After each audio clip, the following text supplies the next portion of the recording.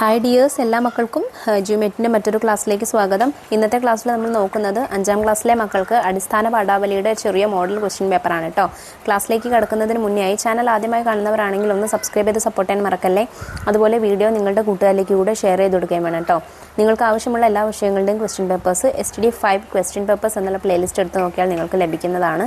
ഇനി ക്ലാസ്സുകൾ വേണമെങ്കിൽ STD5 2024 എന്നുള്ള പ്ലേലിസ്റ്റ് എടുത്ത് നോക്കിയാൽ മതി കേട്ടോ. അപ്പോൾ ശരി, നമുക്ക് നേരെ ക്ലാസ്സിലേക്ക് കിടക്കാം.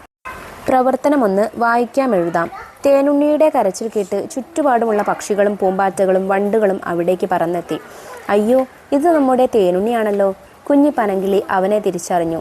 തേൻകുരുവി, നീ വേഗം പോയി കുറച്ച് വേനൽ പച്ചയുടെ ഇല പറിച്ചു കൊണ്ടുവാ. കുഞ്ഞി പനങ്കിളി തൻ്റെ കൈകൊണ്ട് തേനുണ്ണിയെ എടുത്ത് നേരെ ഇരുത്തി. കുറേ നേരം അവൾ തൻ്റെ ചിറകുകൾ വീശി അവനെ ആശ്വസിപ്പിച്ചു. ഒട്ടും വൈകാതെ തേൻകുരുവി വേനൽ പച്ചയുമായി വന്നെത്തി. കുഞ്ഞിപ്പനങ്കിളി ആ വേനൽ പച്ച കൊത്തിവെച്ച് അതിൻ്റെ നീർ പിഴിഞ്ഞെടുത്ത് തേനുണ്ണിയുടെ മുറിവിലൊഴിച്ചു. കുറച്ച് ആശ്വാസമായി എന്ന് കണ്ടപ്പോൾ കുഞ്ഞിപ്പനങ്കിളി തൻ്റെ കൂട്ടുകാരായ പക്ഷികളോടും പൂമ്പാറ്റയോടുമായി പറഞ്ഞു, നമുക്ക് തേനുണ്ണിയെ വേഗം വീട്ടിലെത്തിക്കണം. കുഞ്ഞിപ്പനങ്കിളി ഒട്ടും വേദനിപ്പിക്കാതെ അവനെ കൊക്കിലൊതുക്കിക്കൊണ്ട് മെല്ലെ പറന്നു. മറ്റു പക്ഷികളും പൂമ്പാറ്റകളും വണ്ടുകളും നിരയായി പറക്കാൻ തുടങ്ങി. ഹായ്, എന്തൊരു ചന്തമുള്ള കാഴ്ച. ഇനി ഇതിനെ ആസ്പദമാക്കിയിട്ടുള്ള ചോദ്യങ്ങൾ നോക്കൂ. ചോദ്യം 1, ആരൊക്കെയാണ് തേനുണ്ണിയുടെ കരച്ചിൽ കേട്ട് വന്നത്? പൂമ്പാറ്റകളും വണ്ടുകളും, പറവകളും വണ്ടുകളും, അണ്ണാനും മരം കൊത്തിയും. ആരൊക്കെയാണ്? പൂമ്പാറ്റകളും വണ്ടുകളുമാണ്.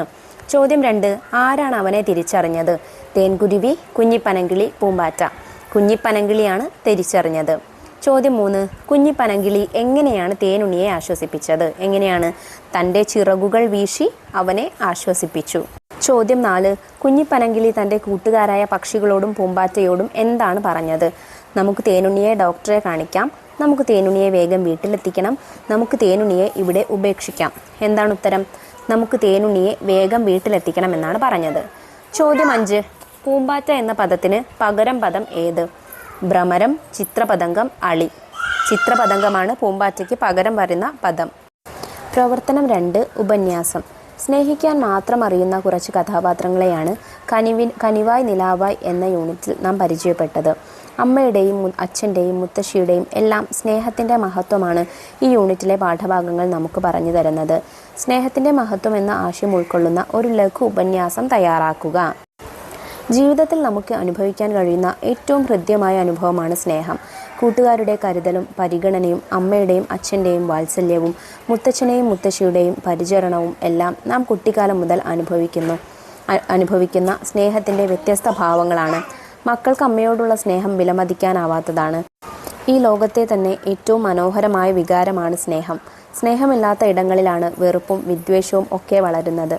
വാത്സല്യമായും കരുതലായും പരിഗണനയായും ചേർത്തു നിർത്തലായും നമുക്ക് ചുറ്റും സ്നേഹം നിറയുമ്പോൾ അവിടെ സന്തോഷത്തിൻ്റെ പൂക്കൾ വിരിയുകയും കുറവുകൾ നിറവുകളായി മാറുകയും മനസ്സുകൾ വിശാലമാവുകയും ചെയ്യുന്നു. സ്നേഹത്തിൻ്റെ മഹത്വം തിരിച്ചറിയാനും പരസ്പരം സ്നേഹിക്കാനും നമുക്ക് കഴിയണം. അമ്മയെ എനിക്കിഷ്ടമാണ് എന്ന് ഉറക്കെ പറയുന്ന കുട്ടിയെ പോലെയും മുത്തശ്ശിക്കും മുത്തശ്ശനും വേണ്ടി കഷ്ടപ്പെടുന്ന കുഞ്ഞു മിറിയെ പോലെയും ആകാൻ നമുക്ക് പ്രയത്നിക്കാം. പരസ്പരം സ്നേഹിച്ചും സഹായിച്ചും ജീവിക്കാം. അർഹതപ്പെട്ടവർക്ക് സ്നേഹം നൽകാം. ഈ ലോകത്തുള്ള എല്ലാറ്റിനെയും നമുക്ക് സ്നേഹിക്കാം. പ്രവർത്തനം 3, സംഭാഷണം തയ്യാറാക്കുക. കുഞ്ഞിന് പരിക്ക് പറ്റി കരഞ്ഞപ്പോൾ ഓടി വന്ന അമ്മ കുഞ്ഞിനെ വാക്കുകൾ കൊണ്ട് ആശ്വസിപ്പിച്ചു. അമ്മയും കുഞ്ഞും തമ്മിൽ നടന്ന സംഭാഷണമായി പരിക്കേറ്റ കുട്ടി എന്ന കവിതയിലെ സന്ദർഭങ്ങൾ മാറ്റിയെഴുതുക.